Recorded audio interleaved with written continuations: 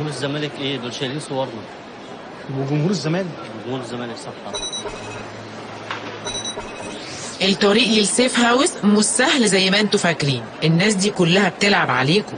انا عملت ابلكيشن وجايزه 10 مليون جنيه للي يقدر يمسككم. نص البلد بتلعب مع مازو والنص التاني بيلعب مع وسيم.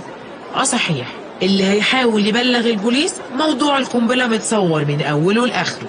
يلا وروني مين اللي هيوصل الاول يا لعيبه. وعلى فكره موبايلات اللعبه فيها GPS، يعني الناس دي كلها هتبقى عارفه مكانكم.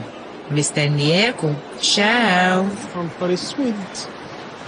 بنفكر سيادتكم مرة تانية بحدث غريب. مصيبة يا جماعة، مصيبة. يا شماعة احنا صورنا بره في كله. موضوع قلب الدنيا من منتصف الليل امبارح.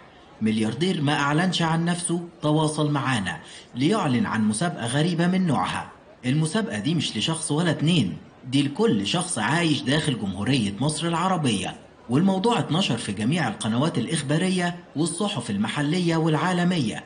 ده مظهر محفوظ الشهير بمازو، ومازو ده مدرس سابق سريع البديهة، قلب ميت، بالبلدي كده واد مقطع بطاقته مش همه حاجة.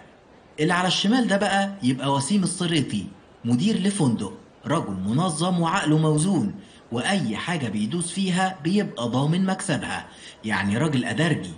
دي كل المعلومات اللي قدرنا نوصل لها عنهم. ومطلوب من سيادتكم تحملوا ابلكيشن اسمه اللعبة ليفل الوحش، وتختار تنضم لأي فريق فيهم، فريق مازو ولا فريق وسيم. على الابلكيشن متحدد لسيادتكم خريطة تعرفوا فيها مكان مازو ووسيم.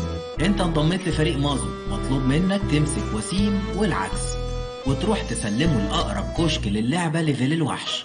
وزي ما حضراتكم شايفين من امبارح والأكشاك بتزيد في كل حي، بيتوزع جوه الأكشاك تيشيرتات جميلة مجانية عليها صورة وسيم ومازو، أشهر شخصيتين في مصر في الوقت الحالي. واللي يسلم شخص منهم الأول هيكسب 10 مليون جنيه.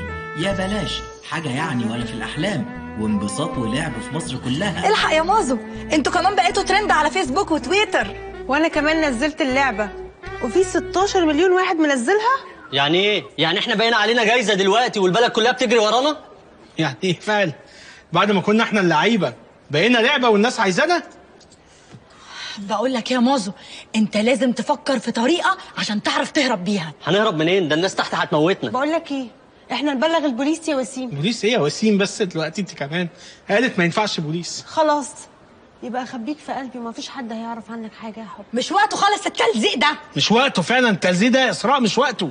مازو انا مش هسيبك، انا جايه معاك. لا سيبيني، انا لما صدقت ههرب منك، وعارف ههرب منين. ربنا معاك انت. صدقني يا مازو